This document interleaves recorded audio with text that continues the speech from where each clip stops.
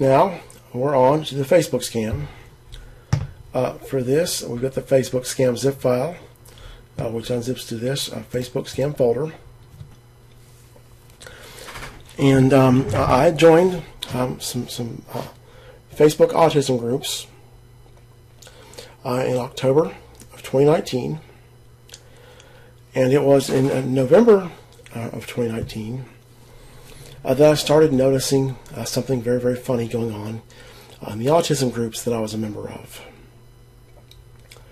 And it's also subsequent, around the same time, I started to notice also in the psychology group that I was a member of before I was a member of the autism groups. I saw some very, very strange posts being made. Something very, very funny was definitely going on. And I knew exactly what they were doing, exactly what was going on. As soon as I see these scam posts, I knew exactly what was happening. But I'm going to skip that explanation until the next video, or maybe the one after that. And for now, we're going to go to this joinrates.pdf. Open this up. And I want to show you what happens in the groups around the same time that I start to notice this funny behavior, which this fishy behavior continues on for many, many, many months. But here in this JoinRates PDF, what this is a graph of the cumulative members of certain Facebook groups as of a time period. So here we have Asperger's Syndrome Awareness and Support Group. Now all of these are based on real Facebook data, and in a subsequent video I'll tell you how I got this data. I'm not the administrator of any of these groups. I'm not an administrator. I'm not the owner. I'm not the founder. I'm none of this. But I've got their members list. And I'll explain that in a subsequent video. This is all based on real Facebook data. So at the time I got this members list in August of 2020, I was not a member.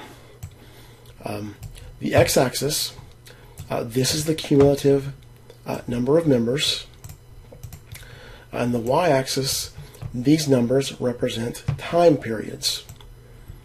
So time period 1 is going to be January 19. Time period 20 is going to be January 2020. It actually might be the time period. Looks like they're starting at 1 here. That would make sense. I had to think about that a second. As you can see in this group, that they have a steadily rising number of members. And again, when I got this list, I was not a member of this group. And you'll see there's an uptick around here, around period. Looks like the trajectory changes between period 11, period 13. But there's not a massive uptick in the join rate. There is an increase in the join rate.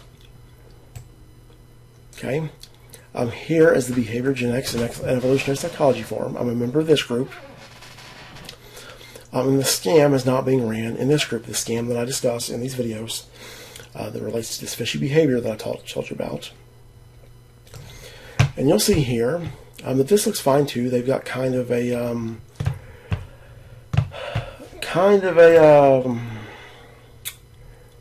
45-degree line here. You can draw this regression line, and if I could find the comment button here. You see here that this is you draw a 45-degree line, and they fall on either side of that 45-degree line. This looks kind of fine too, and of course that's what I would have expected because I didn't notice a scam in this group. Asperger's Life Support, I was kicked out of this group when I told them, and this group has approaching 10,000 members. This 1E plus 4, this stands for 10,000. So this is 9,000, 8,000, 7,000. And I joined in March 2020, beginning in March 2020, so you could say the end of period, what would that be? The end of period 3 would be roughly when I joined. And you can see here that this doesn't look too drastic either, although this scam was definitely going on in this forum. And I may make another graph of these members using a different graphing software to see what it looks like. Okay, but you don't see anything extremely noticeable here in the join rate. Now here, let's look in this group, high functioning autism. Okay, period 1 is December 18. Period 20 is July 2020. I joined in period 11, and I noticed the first scammers on November 29th, 2019. Look what happens here. Look at this massive hockey stick in this group. Okay, we're on a trajectory like this. Then I join. It starts around October, November. We just leave the planet. Here we're going this way. And look! What the hell is this? Oh, here, let me start looking at this. Having trouble with this particular. Here we're going about like this. Okay, look at this massive hockey stick. When I joined, we have a little over 3,000 members. Now this group right here has been around at the time that I joined. Had been around about 9 years. Okay, so in the 9 years before I joined, we had accumulated, looks like, right about 3,500 members. Okay, and then in the roughly, 8 months after I joined, we accumulate another, over 3,000. So the group size damn near doubles 8 months after I joined. Okay, and again, I noticed this is what occurs at the same time this fishy behavior is going on. I noticed this after the fact. After that, I discovered this fishy behavior that's going on in this group, and also going on in this next group. Now we'll see here. I joined in period 10 of this group. Notice the influx of scammers. I noticed the first scammers in this group around December of 19. Now look here. What you've got to understand is this hockey stick doesn't at first glance doesn't appear to be more dramatic than the hockey stick before. At least not that much more dramatic. Okay, but what you've got to remember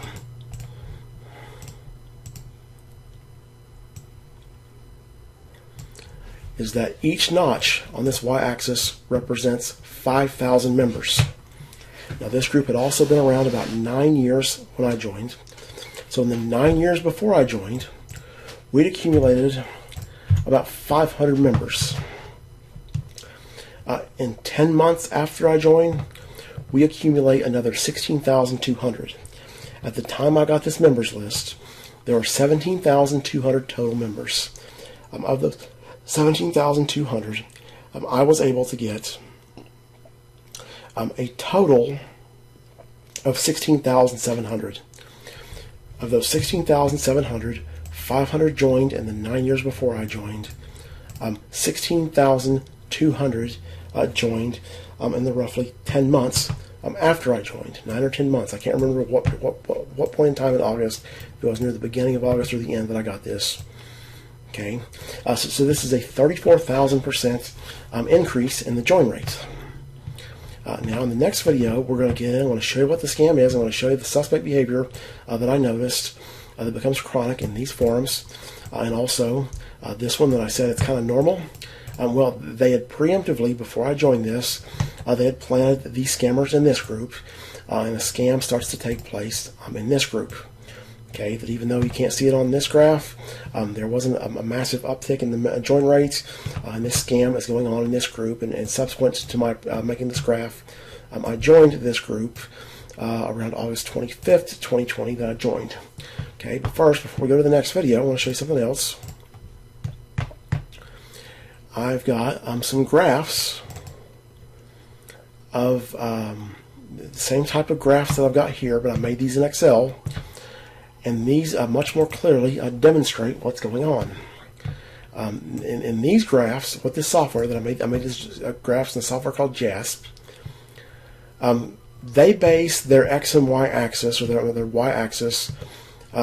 They base this on all the numbers. Okay, so they take into account this 5,500 member count as of August 2020 when I got this. And so they have these notches they have the y-axis as in increments of 1,000. Okay, it's the same for the rest of these groups. Like this one, they have the y-axis in increments of 5,000. And then, of course, here in this behavior genetics forum, they have them in increments of 200. And it's actually, if you put the members in terms of what happened before I joined, you make it closer to that. It's easier to see what was happening. Now I exported a lot of members lists because I wanted to get some groups for controls. So here I'll show you some of the controls. There's no scam going on in this. Okay, this is the Autism Society of North Carolina Facebook group, and this is their daily members. And so the x-axis is days in the group's history.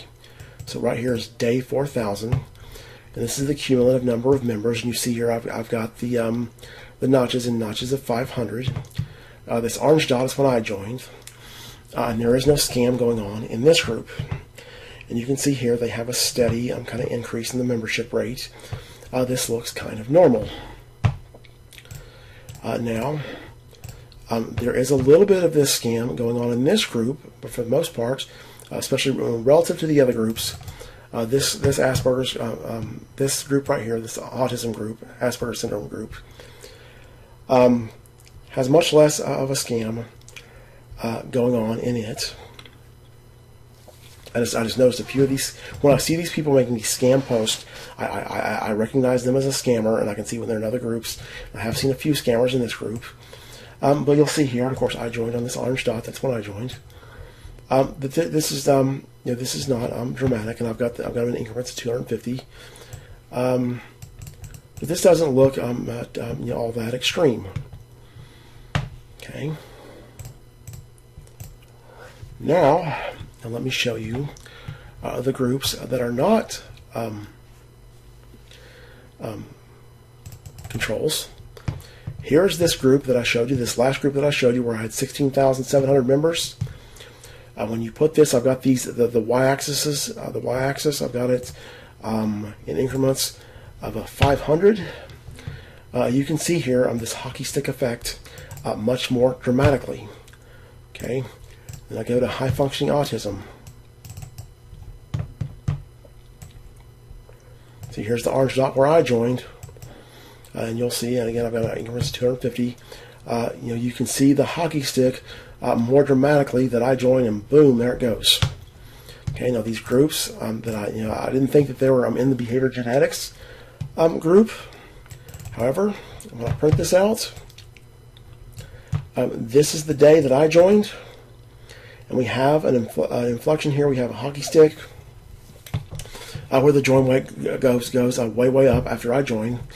And it appears that they're following me wherever I go as long as it's publicly posted. So this is a private group, but I posted on my public Facebook profile that I'm a member of this group. Same thing for this. I posted on my public Facebook profile that I'm a member of this private group. This group was originally public when I joined it. They made it private. This group is private, and I didn't post. Okay, so Wells Fargo doesn't know that I'm in this group. And then this group right here is private, and I didn't post that I was a member of it. And in fact, I wasn't a member of it until probably about August of 2020 that I joined this group. And so that's why there's no scam going in this group, is they didn't know that I joined. Now this group right here, they've just anticipated that I might join this group, and so they've crammed some scammers in here. I need to make a graph of this group that's more recent, that uses different increments, and you would be able to see more clearly the uptick in the join rate. Now, let me show you my psychology group.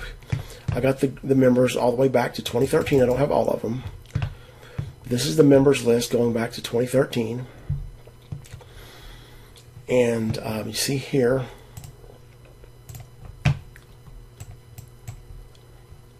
this is the day that I joined again. The x-axis is days that I joined. The y-axis is members. I got these increments of 200, and you'll see we have a massive hockey stick here. Okay, and this group is public. It was public when I joined, and it's still public to this day. Okay, and so in the next video, I'll show you examples of the fishy behavior that I notice, and I'll explain Wells Fargo's motive behind what they're doing. Okay, so in this video, I'm going to go over and show you what the suspect behavior that I noticed in the Facebook groups, what that suspect behavior is. We're back in the Facebook scam folder from our Facebook scam zip file. And I want to go to autism group post. I'm going to go to Ben Lumsden post, and I've got some examples of this suspect behavior. And I want to start with a January 13, 2020 post from Ben Lumsden. Okay. So we're in a group called High Functioning Autism. This group's focus is parenting, and it used to be, the focus used to be autism. Of course, parenting means parenting children with autism. They've changed the focus. But it used to be autism. And Ben Lumsden joined. I was either on November 28th, 2019 or November 29th, 2019. The first of these scammers that I noticed is suspect behavior. That was the day that they joined. I noticed 3 of them that all joined. It's either November 28th, 19 or November 29th, 19. And again, I joined this group in October of 2019, about October 13th, if I recall correctly. Okay, so here's Ben's post. Let's read this. Hi, anybody got experience with the medication olanzapine? I used to be on 15 milligrams a day, but came off it at the end of October last year after a month withdrawal plan, which I now think was too quick. I was at my doctor's today, and we decided to go back on a low dose of olanzapine, 5 milligrams for a couple of months, then if things have improved, start to taper again, but over a much longer period. We'll be interested to hear from others who have been or currently taking this medication. Okay, so at first glance, there's something a little off about this post. This is just a tad bit odd at first glance. That we're in an autism group. He's asking about a medication called olanzapine, which is not a medication for autism. It's a medication for bipolar disorder, schizoaffective disorder, schizophrenia, and I think a few other conditions they prescribe this for. Now, this is a little odd that he would be asking about this in an autism forum. Now, let me show you some more of what he says. I asked him how long he took 15 milligrams. I was taking them for 4 years. I asked, did you quit all at once? I tapered over a period of 4 weeks. Okay, I asked if this was to treat schizophrenia. No, he says it was to treat really bad anxiety and paranoid thoughts. Okay, then I asked to elaborate on what the paranoid thoughts were, and here I give the description of what I'm asking him. I say, do you mean an emotional distrust in general? That you had to watch people, what you say, and keep secrets? Or is it something where everyone you meet is or could be out to get you? Okay, I asked him this. And then he says, yes, the paranoid thought went away when I was on olanzapine and came back once I had stopped. Then he says, yes, I feel everyone is out to get me. Then I asked him what his side effects were. Now he says he's back on a low dose of 2.5 milligrams. Okay, the main side effect says the main side effects he has was massive weight gain. I asked him how much weight he gained. He says I put on 3 stone over 4 years. This guy's from Scotland. 3 stone is about 45 pounds. So I put on 45 pounds over 4 years. And then here he says he's been on various medications such as haloperidol, Seroquel, Spiridol, and this one right here, I can't, chlorpromazine, something like that. You pronounce that? Okay, and his plan is to stay on this new dose of olanzapine and see how I am in a few months, and then decide if it's to stay on it or wean off again. Okay, so let's take a second glance at this with all this information. And a second glance at this, we got a bigger problem with this post than it being off topic. The problem is this post is bullshit. Okay, that first off, this treatment plan that he describes is from Pluto. Okay, so he's on olanzapine for 4 years, and all of a sudden, over a period of 1 month, they take him off the 15 milligrams on a withdrawal plan, whatever the hell that's supposed to be. Okay, they take him off 15 milligrams on a withdrawal plan all at once over 1 month, they don't replace it with anything else. Okay, and now for some reason they're going back on 5 milligrams. They're going to do this for a couple of months, and if things improve, they'll start to taper it again, but over a much longer period. So he's going to taper 5 milligrams over a period of what? Okay, Then this down here, really bad anxiety. They don't prescribe olanzapine for really bad anxiety. Paranoid thoughts, I don't think, are a disorder in and of themselves. But he doesn't seem to be listing anything that he would need this medication for. And of course, if he had some kind of disorder that had paranoid thoughts, but he hasn't described anything like that. And then I ask him if he feels that if he feels that everybody's out to get me. And ask him about the paranoid thoughts. He says, yes, the paranoid thought went away when I was on olanzapine. Came back once I'd stopped. He says, yes, I feel everyone is out to get me. Okay. Now, here's how people with a genuine problem with paranoia, here's what it's like to talk to these people. They will tell you that I've got this jet flying over my house. Every week there's a jet flying over my house. And these people are surveilling me, okay? They're recording me. They're taking pictures of me. They're keeping tabs on me. These people in this jet keep flying by. They're surveilling me, okay? And you say to this person, you say, well, why would anybody do that? Why would anybody care enough about what you're doing out here as John Q. Citizen that they're going to spend $50 million or $70 million on a jet to come and surveil you? Why would they do that? Okay, and what they'll say is, well, I know secrets about the government. The government doesn't want me to leak out all that I know about them. Okay, what they never, ever, ever say is, yeah, you're right. I feel like everybody's out to get me. Let's go get me some olanzapine so these paranoid thoughts can go away. Okay, the paranoia is a false belief that people are out to get you, and if you know that your false belief is a false belief, then you don't have a false belief because you don't believe it. Okay, because if you know the belief is false, then by definition you don't really believe it. The people who are paranoid do not know that they're paranoid. They do not actively seek out treatment for olanzapine. I mean, this is total bullshit. Added on to the bullshit that he's already said. Okay. So he was going to go back on 5 milligrams. Now, for some reason, we're on 2.5. Adding to this treatment plan. Again, show this to any credible person that's been practicing in psychiatry, in a psychiatric hospital or something like this, for any period of time, 1 year, 2 years. I don't know how stupid you would have to be to know anything about psychiatry and to give any credibility to this treatment plan. Okay, then he says that his main side effect was weight gain. I asked him how much. He says 15 pounds over 4 years. Now, he doesn't have it anymore, but he did have a picture on his public Facebook profile of him skiing. This guy does skiing and kayaking, are two of his hobbies or his profession or whatever. He talks about kayaking in his post, and he's got pictures of himself skiing. I think he might have some pictures of himself kayaking.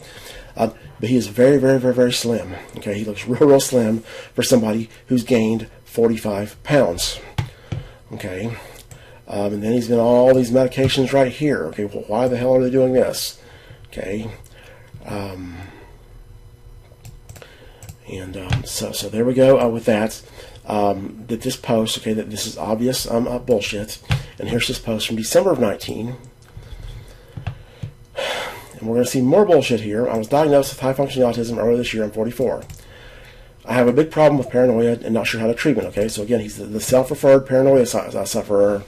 Okay, and I've spoken to a psychiatrist. They want me to take an antipsychotic, which I don't want to, so I was wondering if anyone can relate. Okay, and maybe he doesn't know that olanzapine's an antipsychotic because he keeps talking about being on olanzapine. Okay, but he says I was on olanzapine for 3 years. Okay, and the side effects were horrendous. I decided to stop. The withdrawal was difficult, and I'm still suffering with withdrawal. We've got a new medication. He's on Prozac as of December. Okay, so here he can't keep his story straight. Okay, and in the post in January, he says he's been on olanzapine for 4 years. Here he's been on olanzapine for 3 years. Now he's talking about he's tried many antidepressants over the years. Okay, he says he's tried many antidepressants. Okay, and here I'm talking to him. And so here we have this guy's full of shit, and he's making a bunch of bullshit posts where he's talking about a bunch of mental health problems that he obviously doesn't have. Okay, that no one with these genuine health problems that he describes would describe the symptoms this way. They're paranoid. They wouldn't know that they're paranoid. No doctor's going to agree with this treatment plan that he's got.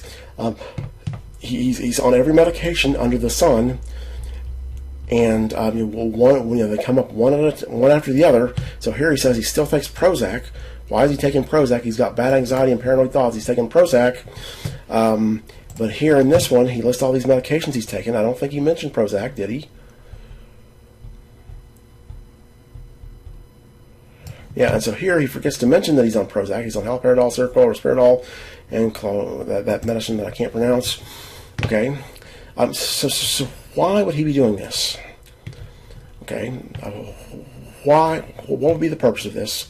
What could possibly be his motive? Well, I want you to notice something here, how his posts are designed to get you to talk about your own mental health history. He says, would be interested to hear from others who have been or currently taking this medication. Okay, I currently take this medication. Okay, I take olanzapine. And then here's the same thing. I was wondering if anyone can relate and have any advice. Okay, so again, he's trying to get you to talk. You know, these questions are designed so that if you respond to them, or these posts are designed that you respond to them, you're going to be talking about your own mental health history. Okay, and what's going on here is Wells Fargo is behind this, and they are trying to bait me into talking about my mental health history on social media. That Wells Fargo invaded my privacy. They had Jenny looking at my past with Abby. Jenny learns that I have a history of being hospitalized for mental health treatment, and that I have a mental illness, and so Wells Fargo has invaded on my private matters. And if they can get me to talk about my mental health history on social media, then I've forfeited my right to privacy. That if this ever comes to court, they can say, well, this is obviously not his private matter as it's defined under the law, because he's comfortable talking about it on social media. Anything you talk about on social media is not your private matter. Okay, that's what they can say, and that's why these posts are designed this way. Again, the suspect behavior starts happening. I showed you the graphs. This is December 19. He's making this post. There are other suspect posts by other users, and this happens at the same time. That this influx of users, 3,000 in this group. That's the group he's in. 3,000 of these people come in following when I join. In this group, 16,200. We have this influx of users, and there's an overwhelming, starts to be a trend of discussion about mental health topics other than autism. I'll show you another one. Actually, this is right here. We got this. Okay. Show you another post. This is from February 25th, 2020. I'm just unhiding these comments so we have the whole thing. Although we're probably not even going to look at this, and actually I won't unhide them. Okay. But look at this post.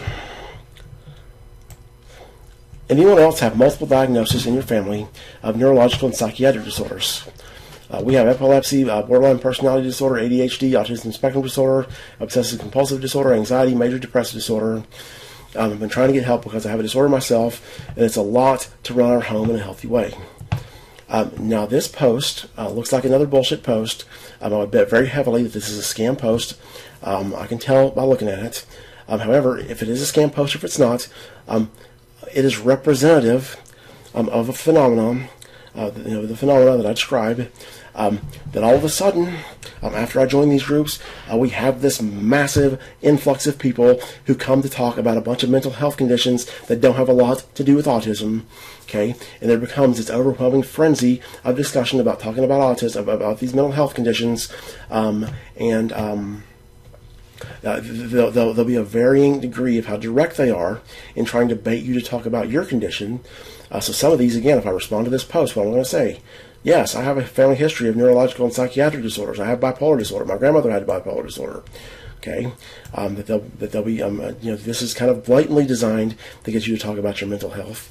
The other posts. Some of the other posts will just talk about mental health issues, and it creates this frenzy of discussion about mental health, trying to get you to jump in.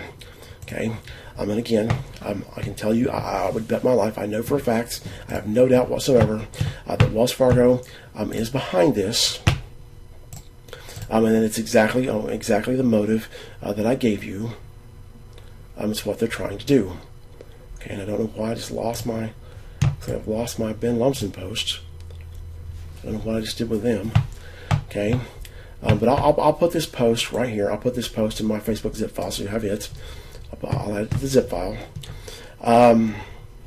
But you know, let me get this post back up here.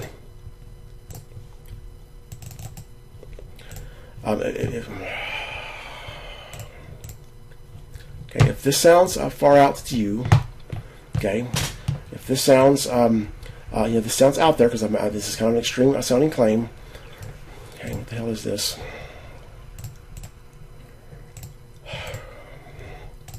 Where did this post go? Why does this post disappear again? Then I want you to tell me, I want you to tell me what on earth could be this person's motive. Okay? And look at all these other people, because again, I have an influx of this. We have thousands and thousands of members, a 34,000% increase in the join rate in this forum, 16,000 people, 3,000 in this group. Okay? What would possibly be their motive? I want you to give me an exhaustive list as to why they would do this. Okay, I want you to give me an exhaustive list as to why he would do this. Just this one person. Okay, what motive can somebody possibly have to come to a Facebook autism forum and talk about a bunch of mental health disorders that they don't really have? Okay, what could possibly be his motive? Okay, I want an exhaustive list. Okay, once you've got that exhaustive list, I want an exhaustive list as to why thousands and thousands and thousands of other people would do this. Okay, again, 16,000 in this group, 3,000 in this group, flocking to this forum over a very short period of time with this massive increase of join rates.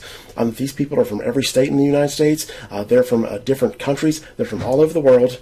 And do you think that independently, all of these people all of a sudden just decided all at once that, hey, I need a place to talk about my mental health conditions, and the place to do that is on a Facebook autism group. Okay, and specifically, the place to do that is in some Facebook autism groups where Leonard Clinton Williams III is the member, okay, or is a member. But it's even beyond that, because they're not saying we're going to talk about my mental health problems. But what they're saying is, again, thousands of people independently, which, by the way, these graphs are old. They've inundated more groups after this. There's a hell of a lot more than the 16,000 here and the 3,000 here. But these 16,000, these 3,000, the other thousands and thousands that have inundated these forums, that these people independently of one another say, hey, I want to go and talk about a bunch of mental health problems that I don't really have. Okay? And I want to do that. The place to do that is in a Facebook autism group. Okay? Or specifically, the place to do that is in a bunch of Facebook autism groups where Leonard Clinton Williams III is a member. Okay? That these people just independently decide this, and this do this all of a sudden for some reason. Okay? Do you think it's a problem? Okay,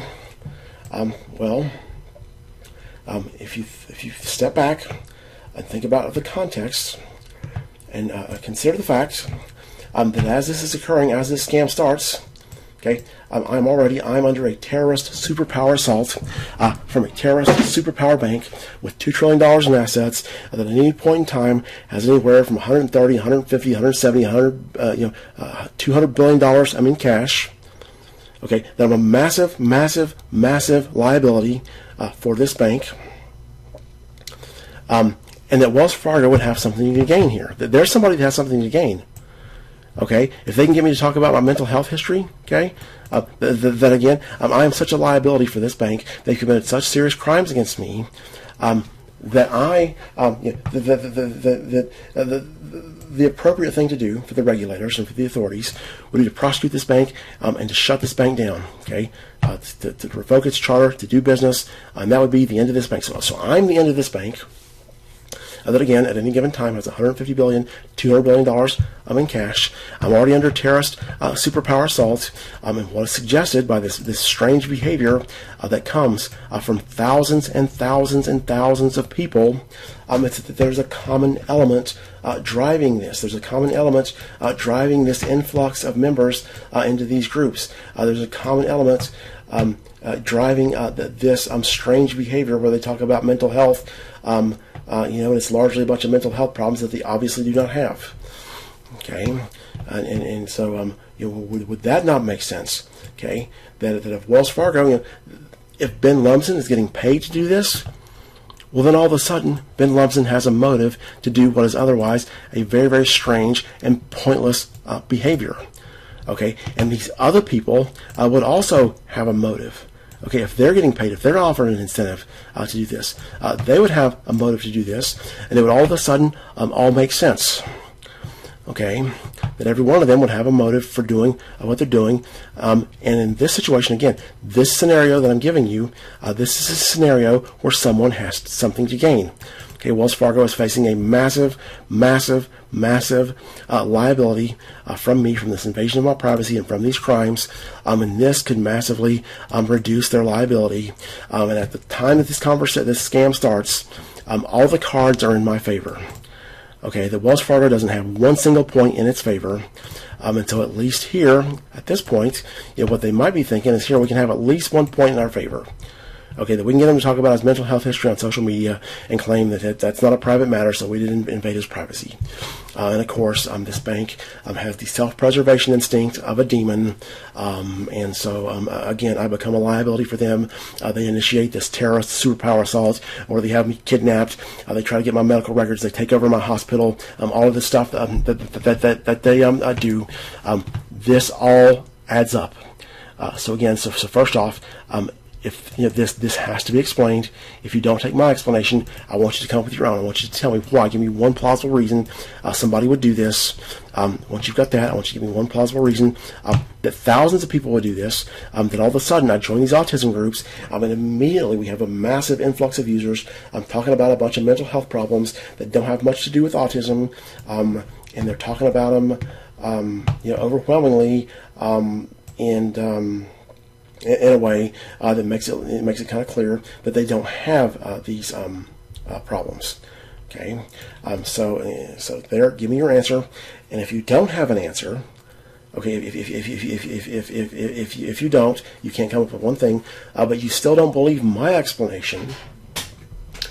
Well, what I at least want you to concede is that I'm not out of it for thinking this. Okay, that I've got evidence for what I believe to have occurred, and then when you see me in some of the communications that I've had and some of the videos that I've made that I want to show you later on in these videos, I've got other videos that I'll reference where I talk about Wells Fargo having thousands of people spying on me on Facebook. Okay, that I've got a very, very perfectly logical reason to think this. Okay, that I'm not out of it at all. And again, I would bet my life that this is what they're doing. But I want to cut this video off. In the next video, I'll talk about how I got this data, and then I'll get into my Facebook project. I make a project about this scam. In this video, I want to show you how I get the data that I used for the members list. So I had the PDF here in my Facebook scam zip file where I told you that these cumulative members lists were based on real Facebook data. And then I've got the members list for these groups, and that's how I made these graphs. But that I wasn't an admin or moderator. And this is how I got them. I've got an example group here. I got the psychology group, which right now has 18,000 members. And you will see here this is a public group, and it's got the member, it's got the member's name, it's got the members, it's got when they joined, and all of this. Okay, this is all of this is in the HTML source code for Facebook. So what happens is when you connect to Facebook.com and you go to some page, the web server sends you a bunch of HTML. And Google Chrome or whatever browser you're using renders the page. Okay, and I can get the source code just by clicking this Save As here. I can get this source code, and I'll show you what the source code looks, by the way.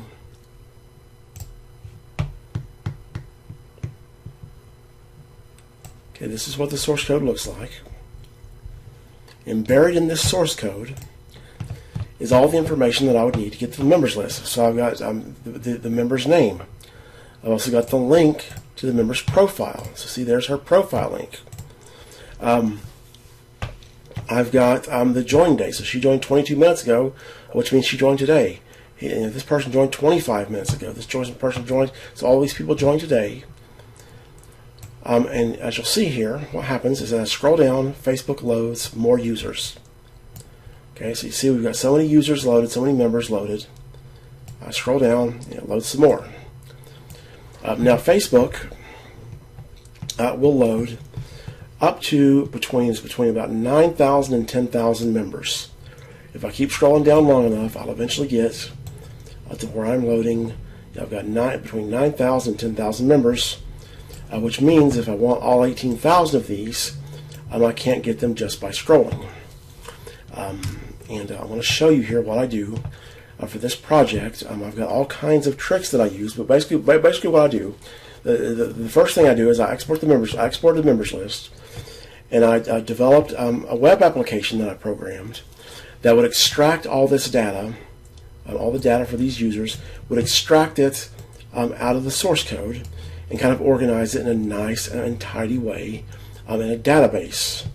Because obviously, this right here, this is a mess. We don't want to just take this. I don't know what the hell you do with all of this ridiculous stuff here.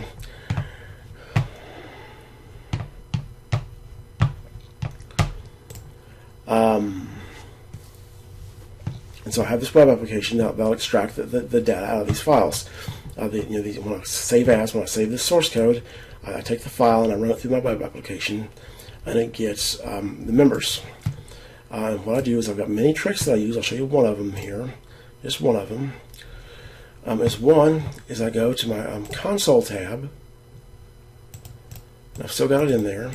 And I put a programming script in my console tab for an auto scroller.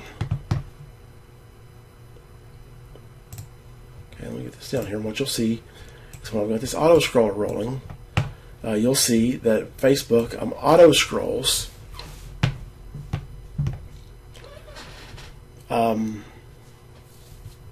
that I don't have to manually scroll this.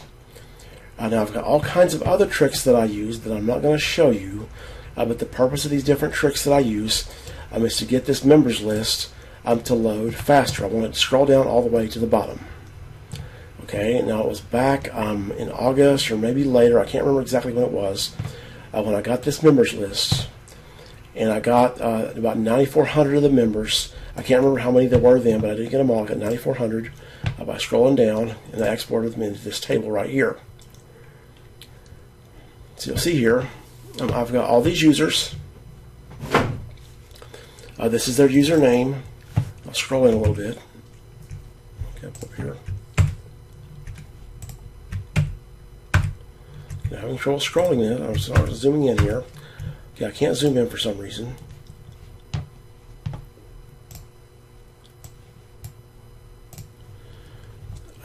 Hopefully you can see that. Let me expand this. Why is this showing up very, very small here? But I've got their profile link. You can see all the way down. And this timestamp, that's a date. That's the date they joined. That's a Unix timestamp, which is a format for dates. It's the number of seconds since January 1, 1970. You'll see here I've got all these users.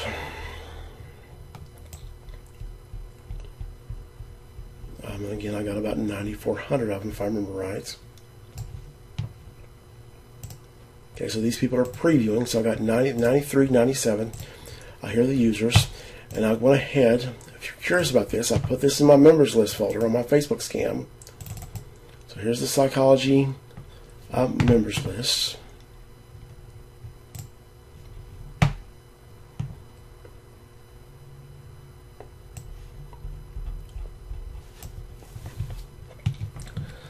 And so for here, let's look up some of these people. So let's see if we can find Monica Lau.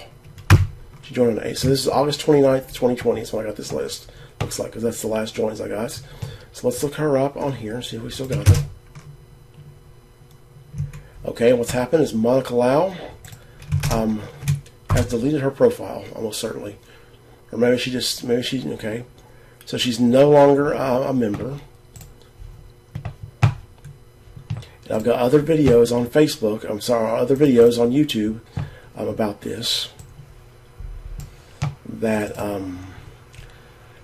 Wells Fargo might have gotten keen because these people, a lot of them are scammers. And now these people, let's just try Monica Lau. Let's try Monica Lau. Maybe it's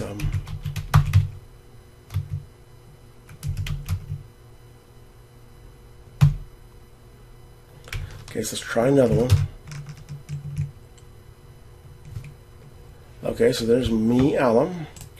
When we go to this person's profile, we should have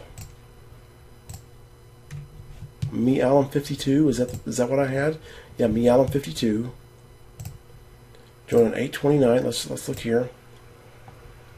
August 28th, 2020. They joined. Okay, and the reason that my date is different is because I'm in an Eastern time zone.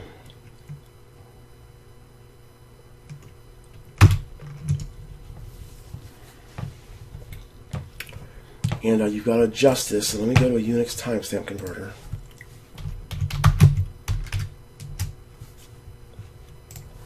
And this should say, when I plug this in here, this should say the 28th.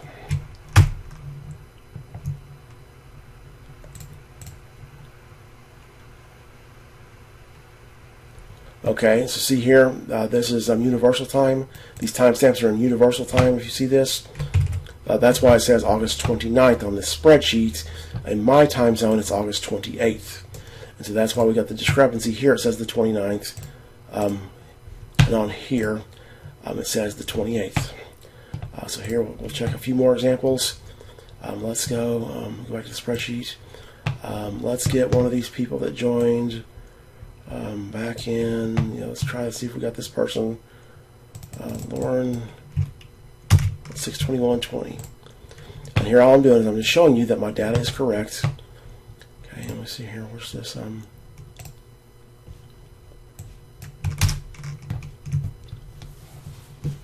Okay, Lauren. June 20th, 2020. No, I've got June 20. Okay, and again, we've got another discrepancy here because of the date being universal time. So I'll just test this one again. I can take this timestamp, and you'll see it's going to show June 20th.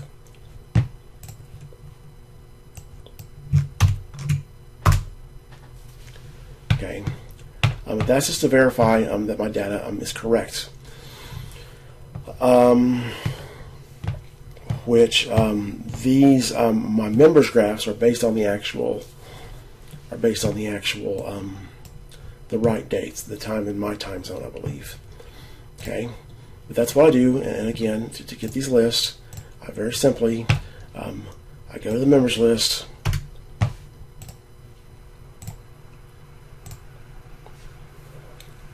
I put an auto scroller. I have it scroll down at warp speed till it gets to the bottom.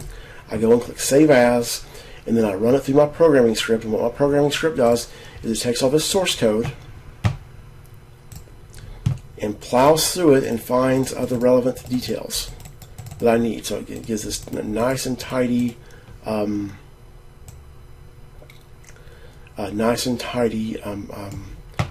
storage of the data. Okay, and in the next video, I'll talk about my Facebook project that I made for what I was going to do to prove what is going on in the Facebook autism groups.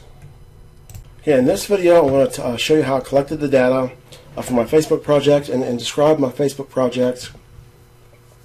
But first, I left off in that last video. I didn't tell you how I get the other 9,000 users, or the other however many thousand users there are. Again, I told you Facebook will give you the first between 9,000 and 10,000. And so for that autism and family support group, I had gotten 16,700 members of those. Out of at the time it was 17,200. What I did is I programmed. I had a bot that I programmed. It was a software that would allow me to automate my operating system, and I put a list of the most popular baby names for for so many different countries. I think I used the top 100 baby names in several different countries. And what it would do is it would just search like this, one at a time, and it would save the file. So here I've got this, and it would scroll down and get all the Johns. It would save that file. Then it would go and search for Tom or Tommy. Okay, something like this, whatever the name happened to be. It would get it would scroll all the way down to all the Tommies, the Toms, whatever the results are. It would save that file, and then it might have Jane. Okay, it would go and get all the Janes. Okay, it would just do this repetitively. For I had a bunch of names in there. I can't remember how many hundred names I had. It was several hundred at least. Might even been over 1,000 names that I had. Probably was over 1,000. And then what happens is I have all these files saved. My bot does this. It searches for the name, then it saves the file. And once I had all the files saved, I had another programming script that would go through, and each of these results that come up, it would see, do we already have this user? So if we already have this user, this group member in our table, in our database table, it would skip it. If we don't, it would add that user to the database. And that's how I got, for this Autism Family and Support group, that's how I got all of these members. And I'll show you here.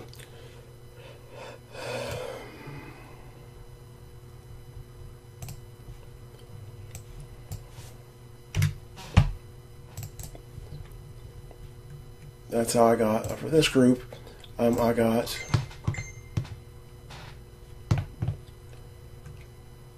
16,655 is how many members I got out of this group. You can see here, I've got them all. But anyhow, now going back, now we've got to go to my Facebook project.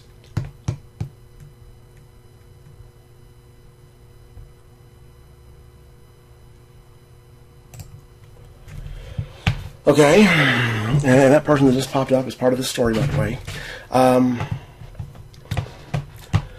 But my Facebook, and then she comes way later.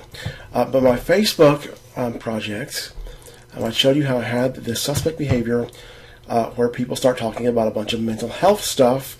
All of a sudden have an influx of users, an influx of group members in these groups, and they're overwhelmingly talking about a bunch of mental health stuff that doesn't have anything to do with autism. Okay, and everything that Wells Fargo does to me, I fight back. And in this, the way that I fight back is first I got to prove what they're doing. And the way to do this was obvious to me when I first saw it. I knew what I had to do. Is to do a statistical analysis on the Facebook post. I can also do a statistical analysis on the members, on the join rates. I can document the statistically improbable increase of the join rate after I join these groups. But then for the post, what I can do is I can load the data from these posts in a database. And I'll stop doing that. But I can have this. I can have thousands of posts from before I joined. So I joined in October of 2019. I joined these autism groups, and we can say that the period before I joined is the pre-scam era. Okay, the era after I joined is the scam era. That's after I joined. That's when my hypothesis is that the scam started after I joined. And again, I have a collection of thousands of posts from both eras, from the pre-scam era and the post-scam era, and I can document the shift in the content and the discussion of the forums about how the content of the discussion in the forums all of a sudden becomes to be overwhelmingly about all this mental health stuff that doesn't have a lot to do with autism, but in most cases has quite a bit to do with me. Okay, and so what I can do is I can analyze the text of this post, for example, and I can say, so here we got olanzapine. So I might sorry, I'm getting tongue-tied here. I'll go ahead and tell you what I eventually decided to do was I make a list of mental health buzzwords, and I score the post on those buzzwords. And so each post will have a score. So for this post, I might give it, so here's olanzapine's mentioned once. Here's olanzapine mentioned twice. Okay, and so I might give this post a score of 2, okay, because it's got 2 mental health buzzwords. Then this post right here,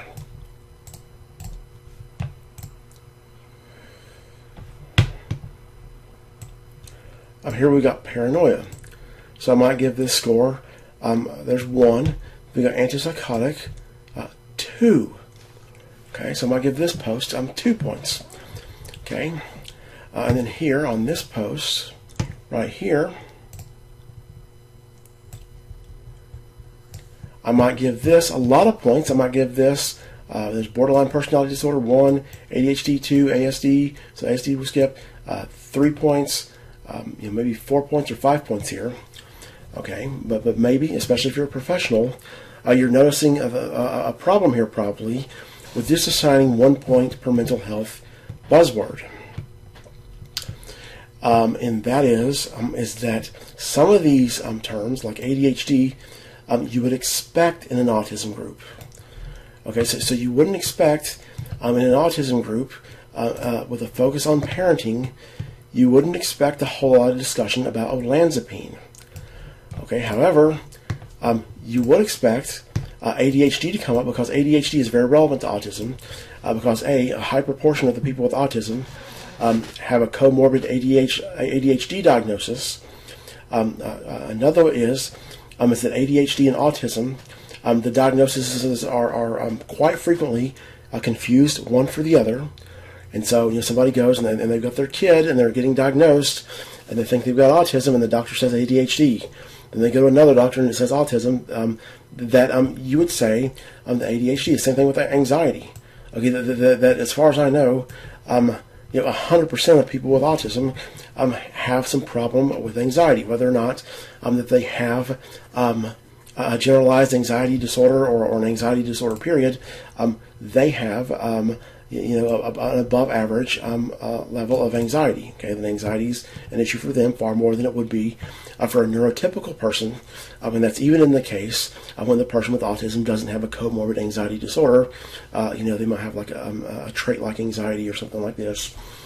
And so this creates a kind of an issue, and the way I go around this is I assign a relevant to autism score to these buzzwords, and I assign a relevant to me score, both on a scale of 100, and the net of those is the score.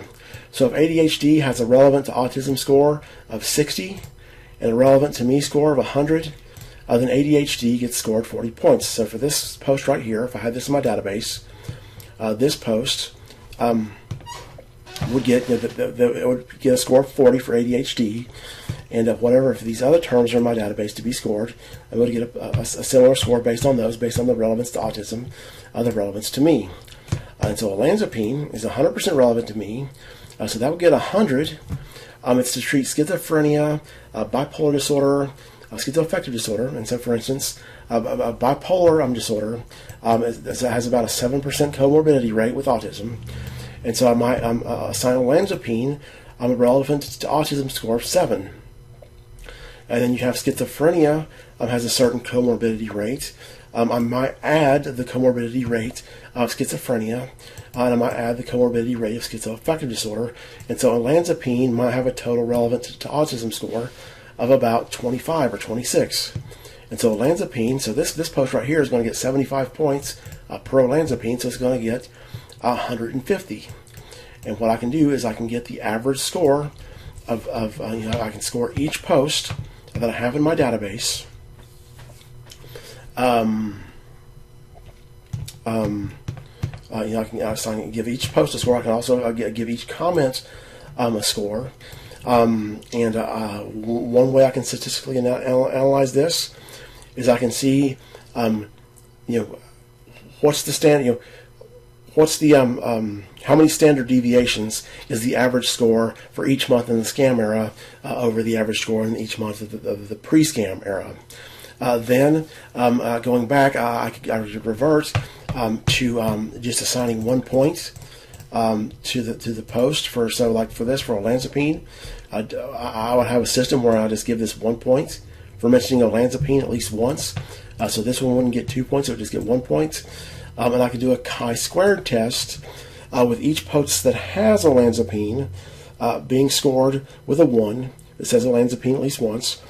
Each post that doesn't say olanzapine has a 0. Same thing for bipolar. Each post that has bipolar would get a 1. Each post that doesn't have bipolar would get a 0.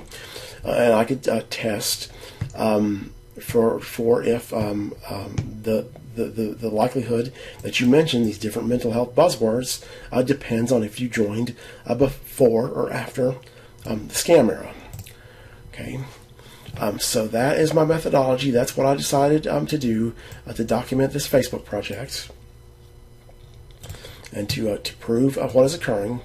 In the next video, I'll talk some more about my Facebook project, and I'll show you my database and explain how it is that I got the data. Okay, continuing on, I'll explain the last video that I needed to do a statistical analysis on the Facebook post, and what I did is I had the software that automated my operating system, and I would have this software do searches for posts in the different autism groups that I was a member of. I picked 4 groups, I believe it was. Yeah, it was 4 groups that I got a post from. And what this thing would do is it would search, it would do a search in the group. So it would go to this, and of course this is a psychology group, but if it's an autism group, it would do a search for somebody's name, and so I'm going to say John, and then that's not really it. It would search for somebody's real name, but then what happens is, I search for this, I get a list of posts. It would take this list of posts, it would scroll all the way down to the bottom until we have all the posts loaded for that result, and it would scan and see if we already have these posts saved. So like this post right here, for example, if we already had this post saved, it would skip it. If we didn't have this post saved, it would load the post in the main browser window and save it. And it would do this. I programmed my operating system to do this. Of course, the other thing that it would do is it would expand the comments. So when you've got these posts like this might be an example of one. Say it loaded this post. It would had it programmed to expand all the comments. Wait a minute. Like this, and expand all the see more text. And then it would save it, and it would go on down, again going down the list. What I did, it took me about 8 hours over about 3 days. Actually about 4 hours if you count the time I was working, but it took about 4 hours over 3 days. I spent making this programming script for this program that automated my operating system. And once I had this programming script written, what I would do, I would go to bed, I would press the button for the programming script to run, and in the morning I would have several thousand Facebook posts saved. That when I started, I got to the point real fast that I could have 5,000 Facebook posts a night. Then what happens is Facebook starts to flag me for excessive activity, and I have to tone it down. Then I only get 1,300 posts a night or 2,000, whatever it happens to be. And I eventually, using this manner, I saved about 28 or 29,000 Facebook posts. And of those 28 or 29,000, I've got about 27,000 on my database. To get them on my database, I do the same thing I do with the members list. Is I've got a web application that I programmed that goes and extracts the data from the post and organizes it nice and tidy in my database. So here I'll show you. And this is in a relational database, so I don't have everything stored in one table. I have a bunch of related tables. Okay, so here's my post table. You'll see it's got the different things about the post. It's got the user ID, which it's got the post ID. Facebook gives a post ID for every post. I record Facebook's post ID. That's a unique ID that's unique to every post. That ID for that post will only exist one time. Each post has a unique ID. I've got the time that the post was made. I've got the post date in a date format. I've got the reactions image, which is the smiley faces and the likes and the hearts and all that are in this image. Then I've got the comments count. I've got the reactions count, and then the actual. And so you see, we got this alt user ID.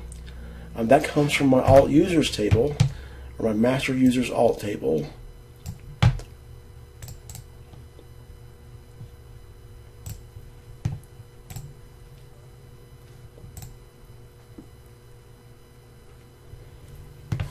Okay, and you'll see here that I've got close up to 50,000 Facebook users from the different autism groups stored in this database, which I have groups. I have a members list for more groups than I have posts for.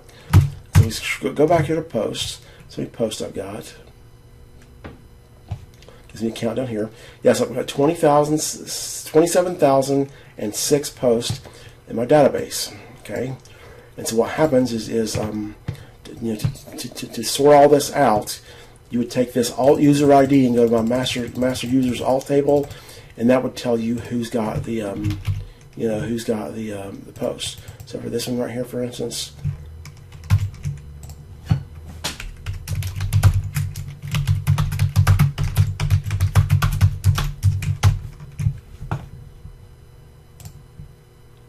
okay, and that will give you the name of the person who made the post.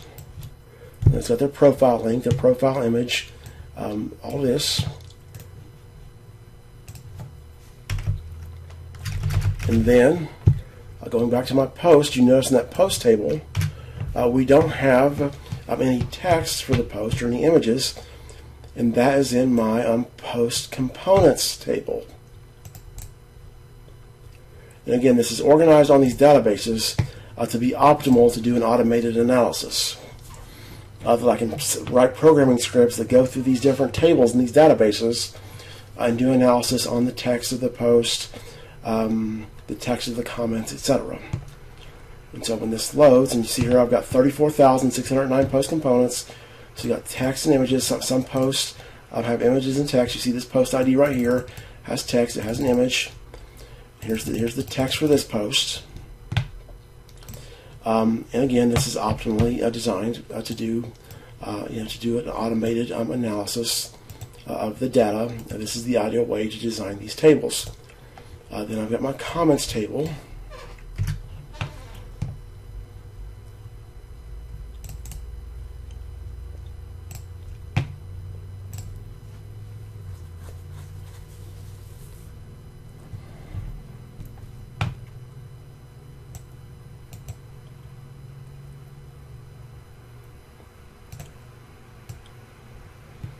Okay, so I've got 260,183 comments.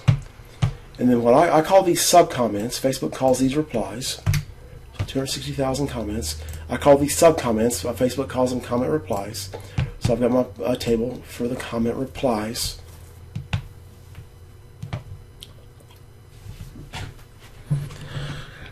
And you'll see here I've got 167,303 comment replies. And for my comments and my subcomments table, I don't separate the text and the images on a separate table. I've got it all together. That's partly because this application is murder on my computer when it has to go through all these tables. And you see I've got, what I eventually do is I take my groups and I put all the posts for each group on its individual table. I've also got tables that are indexed by year with the posts, and that makes it easier when I start writing my programming scripts. It's really hard on the computer when it has to search tens of thousands of rows at a time over and over. It has to pull one thing from one table and another thing from another. But those are, and again, this comes from the source code. So like this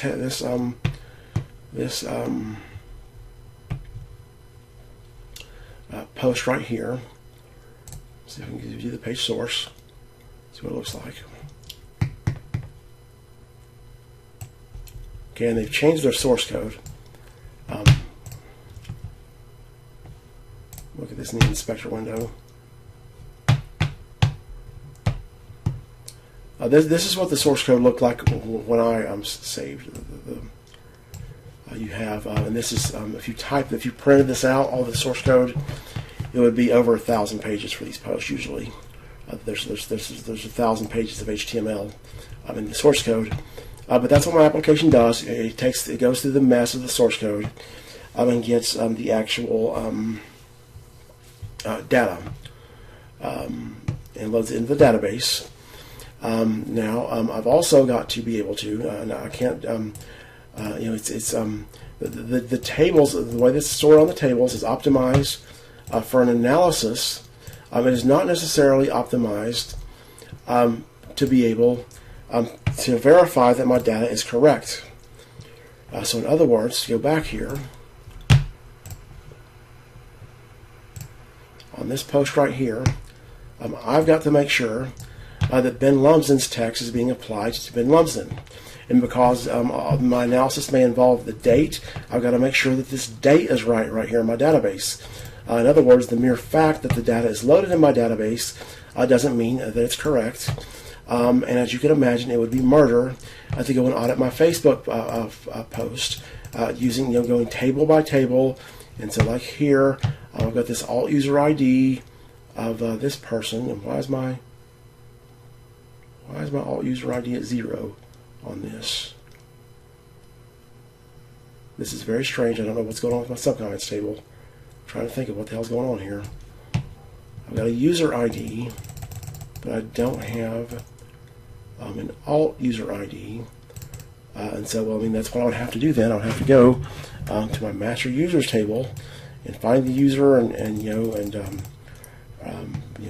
have to go through each of these tables over and over. And so what I did, instead of having to go and traverse these tables, is I developed a UI that mimics Facebook. This is my own UI. This is my Wells Fargo Facebook Autism Group Scam website. And here, it's easier to audit the posts and verify that my data is being loaded correctly because this mirrors Facebook's presentation. Okay, and so what I can do is I can just pull these posts up side by side. I'll do it with this one, for example.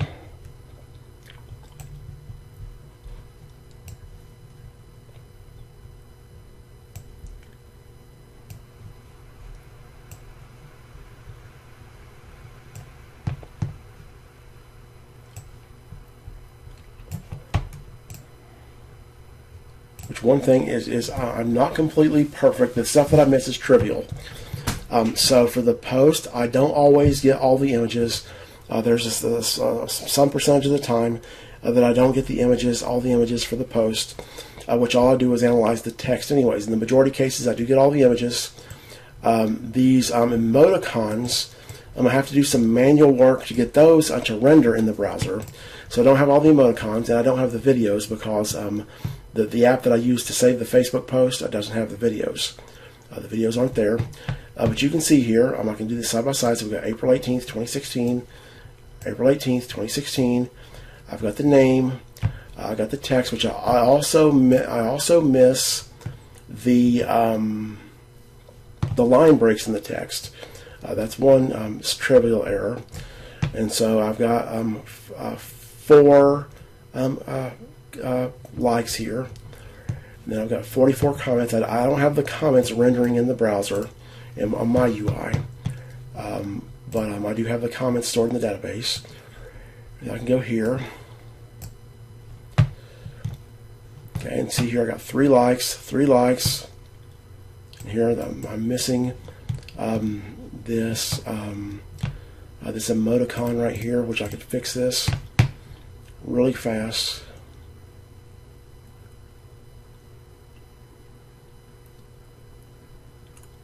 Okay, I won't fix it right now though. But then I got another comment, and I can just go by. Okay, and here I can audit my post. And the thing is that this is a computer. It just does the same thing over and over. So if I audit, in theory, if I audit just one of these posts and it's correct, then every post that I've got is correct. That's because it's a computer. It does the same thing over and over and over again. And so if it's doing it right one time, it's doing it right 10,000 times. Now in practice, I have to audit more than that because Facebook changes up its game. As I'm going through this project, Facebook would change the structure of their HTML, and I'd have to write into my application, my web application that gets the data. I would have to put hacks in there and rewrite it and do stuff like this to get the new format.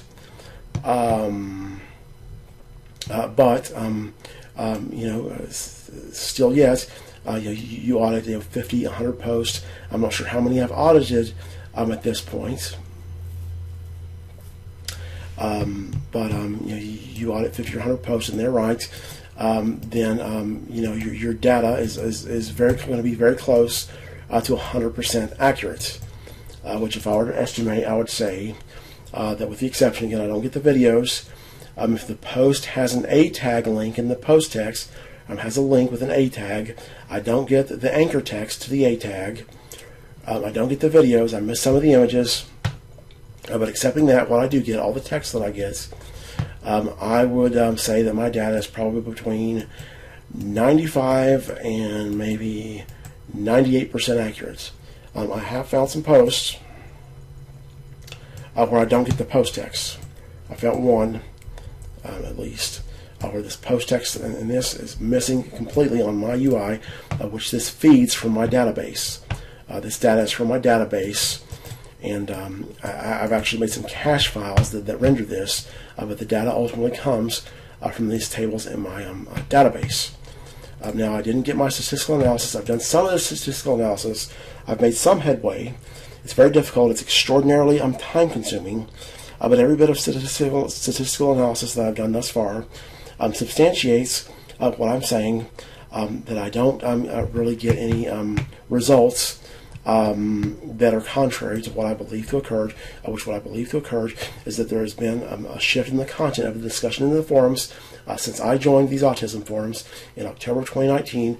The content of the discussion in the forums starts to overwhelmingly be about mental health issues other than autism, and this happens. This is the discussion about mental health issues other than autism.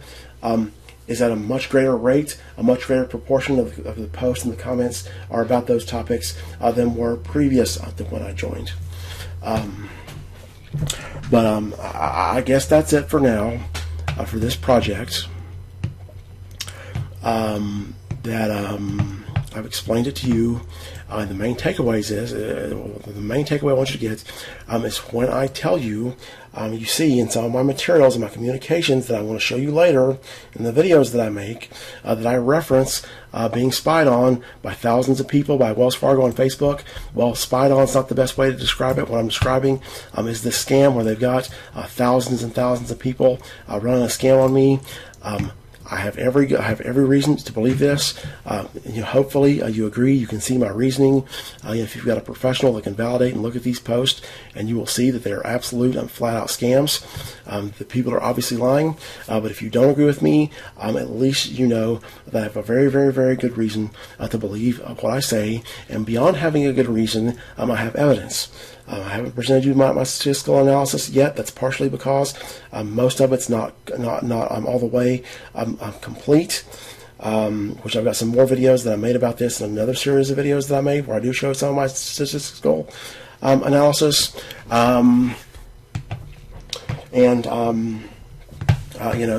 So I've got a reason to believe it, and I've got hard evidence to believe this. So don't go making up some garbage and saying that I've got some kind of a mental health symptom, and that's why I think this.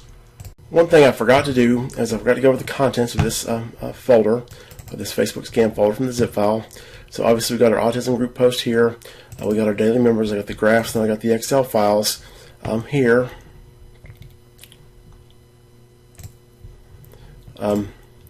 Then I've got sample members list. The psychology group is a public group. You can go through the members list yourself on Facebook and validate that those are accurate members list.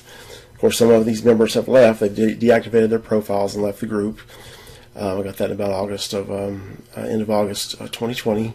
These group join dates, this is the date that I joined, this is the links to the different groups. So each group that I joined is on this join dates. Join rates, we already went over that. And then I've got some notes that explain a lot of what I explained in my videos. Then we have these sample UI outputs, and we have them for the pre-scam era and the scam era. The pre-scam era is for the time period before I joined in October of 2019, and the scam era is for the time after I joined. Okay, and so we can go here and get a set of posts here from the scam era, and I've got these formatted, these UIs, that the mental health buzzwords are highlighted. So as I scroll down here, you'll see some mental health buzzwords. See, there's some highlighted. They're bold-faced. I said highlighted. They're bold-faced, and the font size is increased. As I keep going down here, you'll see, and this is the pre-scam era. And these UIs, they will have a post count at the top. So here you can see this one's got 154 posts.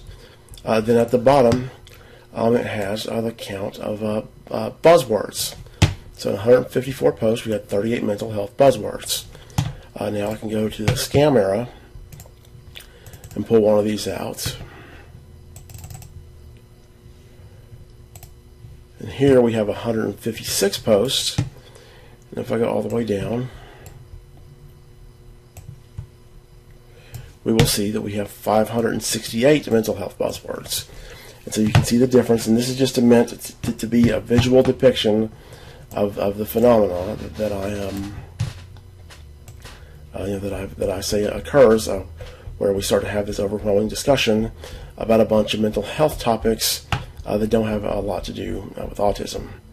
And of course, it also highlights generic mental health buzzwords like therapist and stuff like this. But that's that. And I'll post more about this Facebook scam in subsequent videos if and when I get my statistical analysis complete.